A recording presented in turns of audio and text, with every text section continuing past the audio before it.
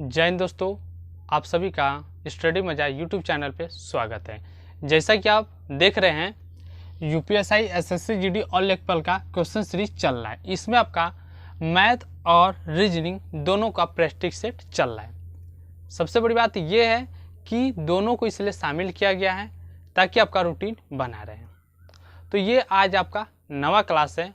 तो आइए चलते हैं अब क्वेश्चन की तरफ, देखते हैं आपका क्वेश्चन क्या है। तो ये आपका पहला क्वेश्चन है, एक आयत और एक समबाहु त्रिभुज का परिमाप समान है। आयत की एक भुजा भी त्रिभुज की भुजा के बराबर है। तो आयत और त्रिभुज का क्षेत्रफल का अनुपात क्या होगा, आपको ये बताना है, यानी कि अनुपात बताना है। तो ये आपका पहला क्वेश्चन, यानी कि आयत का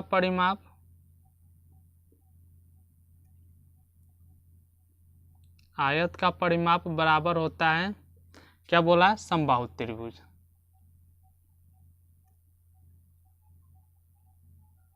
त्रिभुज का परिमाप, यानी कि आयत का परिमाप का फार्मूला क्या होता है, इसका होता है 2 कोष्ठ में a प्लस b, और समबाहु त्रिभुज का परिमाप का फार्मूला होता है 3a होता है। अब क्या करेंगे, इसका मल्टीप्लाई हम कर देंगे, तो ये अब हो जाएगा 2a प्लस 2b, ये 3a। एक बात आप ध्यान दें, क्वेश्चन में भी कहा है आयत की एक भुजा भी त्रिभुज की भुजा के बराबर है। हम मान लेते हैं ये जो a है इस a के बराबर है, ठीक। अब क्या करेंगे, ये हो जाएगा 2b, ये उधर आ जाएगा 3a, ये आ जाएगा माइनस हो जाएगा 2a, यानी कि ये आपका निकल जाएगा 2b बराबर हो जाएगा a, यानी कि b का मान क्या निकल के आएगा 1/2। ये आपका क्या निकला, b का मान निकला। लेकिन आपसे पूछ क्या रहा है, आयत और त्रिभुज का क्षेत्रफल का अनुपात, यानी कि आयत का क्षेत्रफल अनुपाते समबाहु त्रिभुज का क्षेत्रफल। ये आपका फार्मूले पे इसको अनुपात में आपको बताना है, यानी कि आयत का क्षेत्रफल का फार्मूला क्या होता है, इसका होता है a × b, और समबाहु त्रिभुज का क्षेत्रफल का फार्मूला होता है √3/4a² होता है। अब क्या करेंगे, ये जो b का मान निकला है इसका मान हम इस b के जगह हम पुट कर देंगे, यानी कि a × b का मान क्या निकला है, a × 1/2 बराबर, ये आपका अनुपात है, यानी कि √3/4a² है। एक बात ध्यान दें, इस a का मल्टीप्लाई करेंगे तो a² होगा, यानी कि इस a से आपका ये a कट जाएगा। अब इस 2 से ये 4 चला जाएगा 2 बार में। अब क्या होगा, इस 2 का मल्टीप्लाई इसमें हो जाएगा तो 2:3 आपका निकल का, ये आपका आंसर है। यानी कि आयत का क्षेत्रफल 2 आया और समबाहु त्रिभुज का क्षेत्रफल √3 आया। लेकिन आपसे पूछा अनुपात में, तो 2:3, ये आपका आंसर है। यानी कि आंसर कौन सही आपका, तो ये आपका तीसरा ऑप्शन आपका सही है। अब चलते अगले क्वेश्चन की तरफ। अगला क्वेश्चन आपका, एक परीक्षा में 35% छात्र पास हुए और 455 छात्र फेल हुए, तो परीक्षा में कितने छात्र बैठे थे, यानी कि ये बताना है कि टोटल छात्र कितने बैठे थे परीक्षा में। आपका अगला दूसरा क्वेश्चन बहुत ही लाजवाब क्वेश्चन है, सब समझ आइए, बहुत ही मोस्ट इंपॉर्टेंट क्वेश्चन है सब। ये आपका दूसरा क्वेश्चन, यानी कह रहा है 35% छात्र पास हुए और इतने छात्र फेल हुए, यानी कि परसेंटेज में, यानी कि 100 में से अगर हम 35% छात्र अगर हम पास निकाल दें तो क्या निकल जाएगा, 65% क्या हो जाएंगे, परसेंट बच्चे क्या हो जाएंगे, फेल। यानी कि 35% छात्र क्या हुआ, पास है, यानी कि 35 में 100 घटाएंगे 65 कितने निकलेंगे, फेल निकल गए परसेंटेज। आपसे क्या दिया हो, इतने छात्र फेल है, यानी कि x × 65/100 बराबर, ये कितने फेल है, तो 455 छात्र फेल हैं। परसेंटेज में फेल निकल गया और छात्र में फेल। अब क्या होगा, इस 65 से इसे हम काटेंगे तो आपका 7 बार में चला जाएगा, यानी कि इस 7 का मल्टीपल 100 में होगा तब क्या होगा 700। ये आपका आंसर निकल गया। यानी कि परीक्षा में टोटल छात्र कितने बैठे थे, तो 700 छात्र बैठे थे पेपर देने। यानी कि आंसर क्या सही होगा आपका, तो ये आपका दूसरा ऑप्शन आपका सही है। लेकिन ये तो पूछा था कि परीक्षा में कितने छात्र बैठे थे, तो टोटल 700 छात्र बैठे थे। अगर इसके जगह आपके क्वेश्चन ये घुमा के पूछ दिया होता कि ये बताइए कितने छात्र फेल थे, तो टोटल कितने छात्र पास थे। तो अगर इसके जगह अगर पास पूछा होता छात्र, तो आप क्या करते, 700 में से 455 घटा देते, जो निकल के आता है ये आपका आंसर किसका निकल के आता, पास हुए छात्र का भी निकल के आ जाता। अब चलते अगले क्वेश्चन की तरफ। अगला क्वेश्चन है, रमेश एक दिन में किसी काम का 1/4 भाग कर सकता है। 3 दिन कार्य करने के बाद कितना कार्य शेष बचेगा। यानी कि आपका अगला तीसरा क्वेश्चन, यानी कि रमेश क्या कर रहा है, रमेश एक दिन का काम का भाग कितना है उसका, तो 1/4 भाग है। अब कह रहा है 3 दिन कार्य करने के बाद, यानी कि रमेश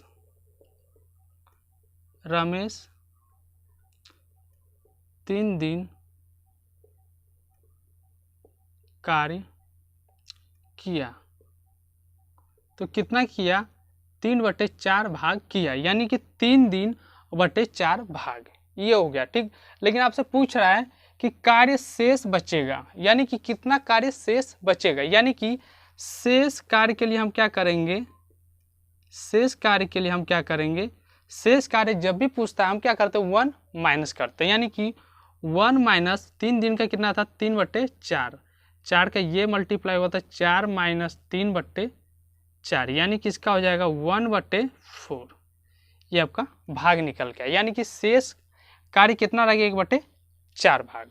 यानी कि आंसर क्या सही होगा आपका, ये आपका इतना, पहला ऑप्शन आपका सही, इतना शेष कार्य बच गया शेष।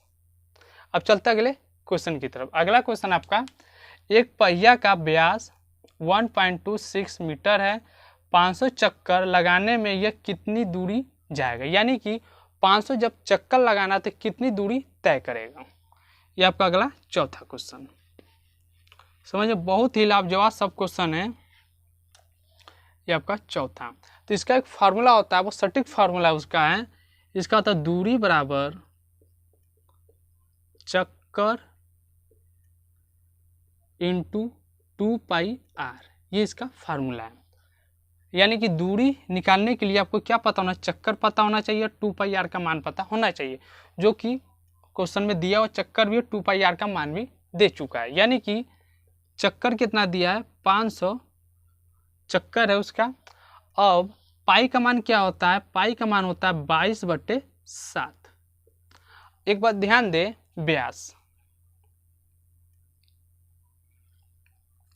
व्यास क्या दिया हुआ आपका व्यास दिया 1.26 मीटर। और व्यास किसे कहते हैं, व्यास होता है 2r को अगर मिला दिया जाए इससे क्या कहते हैं, व्यास। यानी कि 2 और r को मिला दिया जाए तो आपके क्या बन जा रहा है, व्यास बन जा रहा है। यानी कि व्यास का मान ये निकल के आया है कितना, 1.26।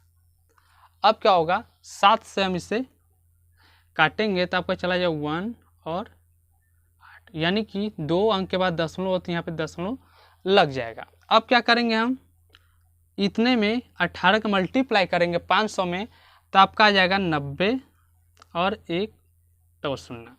यानी कि 2 अंक के बाद दशमलव है, तो यहाँ पर भी 2 अंक के बाद दशमलव लगा देंगे, ठीक। यानी कि दशमलव के बाद इधर का दशमलव के बाद अगर अंक 0 है तो इसका कोई मतलब नहीं रह जाता, यानी कि इसको हम हटा देंगे।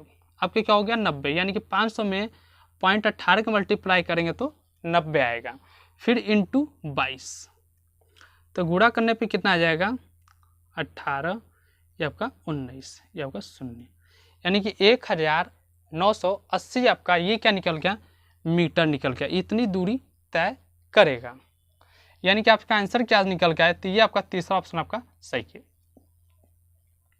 यानी कि दूरी निकालना था तो क्या पता होना, चक्कर और 2πr का मान पता होना चाहिए, क्योंकि क्वेश्चन में दिया हुआ है। तो इतना निकल के आ गया। अब चलते अगले क्वेश्चन की तरफ। अगला क्वेश्चन आपका ये रीजनिंग का क्वेश्चन है, जो कि आपका सीरीज का क्वेश्चन है। तो आपका अगला 5वां क्वेश्चन बहुत ही लाभजवाब क्वेश्चन है सब, बहुत ही मोस्ट इम्पॉर्टेंट क्वेश्चन मतलब है सब, समझ जाइए। 6वां 7, 22 और 67 और 202 आपको आगे का मान ये बताना है। यानी कि इसमें ऐसा क्या कंडीशन हुआ कि 7 में क्या गुणा किए या जोड़े या घटाए कि 22 प्राप्त हुआ, और 22 में क्या गुणा किए या जोड़े या घटाए कि आपका ये प्राप्त हुआ, यानी कि इसमें क्या जोड़े या गुणा किए कि आपका ये प्राप्त हुआ। यानी कि फिर इसी के आगे का हम कंडीशन इसको हल करके हम सॉल्व करते हैं। यानी कि देखने को ये मिल रहा है, अगर 7 में अगर 3 का मल्टीप्लाई करें और +1 कर दे तो आपकी ये संख्या अगली मिल जा रही है। यानी कि आगे भी यही करेंगे, हम 3 का गुणा करेंगे +1 कर रहे हैं तो ये संख्या आपकी प्राप्त हो रही है। यानी कि आगे भी अगर इसमें अगर 3 का मल्टीप्लाई करें 1 प्लस करें तो आपका आ जाएगा 201 + 1, यानी कि ये भी निकल गया 202। यानी कि सेम आगे वही संख्या रिपीट हो रही है कि 3 का मल्टीप्लाई और +1, 3 का मल्टीप्लाई +1, 3 का मल्टीप्लाई +1, यानी कि आगे भी हम यही संख्या रिपीट करेंगे, 3 का गुणा करेंगे और 1 प्लस करेंगे। यानी कि इसमें 3 का गुणा करेंगे +1 करेंगे तो ये आपका आ जाएगा 606 + 1 कर देंगे तो आपका आ जाएगा 607। यानी कि आंसर क्या निकल के आया, 607 ही आपका आंसर निकल के आ गया। अगली संख्या यानी कि 607 निकल के आ गया। यानी कि आंसर क्या सही है आपका, तो आंसर आपका ये आपका पहला ऑप्शन आपका सही है। अब चलते अगले क्वेश्चन की तरफ। अगला क्वेश्चन है आपका, ध्यान दें, 27, 51 और 93 और 55 का निम्न में से विषम संख्या चुने। आपको विषम संख्या चुनना है। विषम संख्या का मतलब होता है 3 संख्या सेम होगी और एक चौथी संख्या जो कि सबसे अलग होगी। कहने का मतलब जो 3 संख्या में अगर एक संख्या को प्लस करें तो सब में उतनी संख्या प्लस होनी चाहिए। यानी कि 3 संख्या प्लस हो या समान हो या गुणा हो या भाग हो, यानी कि समान होनी चाहिए, एक सबसे अलग होना चाहिए। यानी कि आपका 27 क्या है आपका, 27 आपका 3 का क्यू, यानी कि 3 × 3 × 3 करेंगे आपका 27 निकल के आएगा जाएगा। यानी कि 27 के करें और भी क्या कोई ऐसी संख्या है जो इसका क्यू है तो इसके समान हो जाएगी। यानी कि देख रहे थे 51 किसी का क्यू नहीं है, और न ही 93 किसी का क्यू है, न ही 55 भी किसी का क्यू है। अब क्या करेंगे, कुछ अलग सोचेंगे, यानी कि नया सोचेंगे। यानी कि अब क्या करेंगे, यानी कि 27 अगर 27 में 3 से भाग दें तो चला जाएगा। अगर आपका 91 3 से भाग दें तो भी चला जाएगा, और 93 3 से भाग दें तो भी चला जाएगा। एक बात आपको ये देखने को मिला कि 97, 91 और 93 3 का भाग जा रहा है, यानी कि तीनों में 3 से भाग जा रहा है, यानी कि 3 संख्या हमारी क्या मिल गई, समान मिल गई। यानी कि 55 देखा जाए तो 55 एक ऐसी संख्या है जो 3 से भाग नहीं जाएगा, लेकिन इन तीनों संख्या में भाग जा रहा है लेकिन 55 में नहीं जा रहा है, जो कि 55 सबसे यानी कि अलग हो गया, वो सबसे विषम है। कहने के बाद समझ गए कि 3 संख्या एक समान है जो कि 3 से भाग जा रहा है, लेकिन 55 ऐसी संख्या जो 3 से भाग नहीं जा रहा है, वो तो 11 या तो 5 से जाएगा। यानी कि ऑप्शन आपका क्या निकल के आया, 55। ये आपकी आंसर सही है, आपका चौथा ऑप्शन, क्योंकि सबसे विषम है। ठीक, तो ये थे आज के क्वेश्चन। तो उम्मीद करते हैं अच्छे से आप लोग को समझ में आया होगा। तो अगर हमारे चैनल पे पहली बार हैं तो चैनल को सब्सक्राइब करें और लाइक करना ना भूलें। तो आज की क्लास में सिर्फ इतना ही। जय हिंद दोस्तों।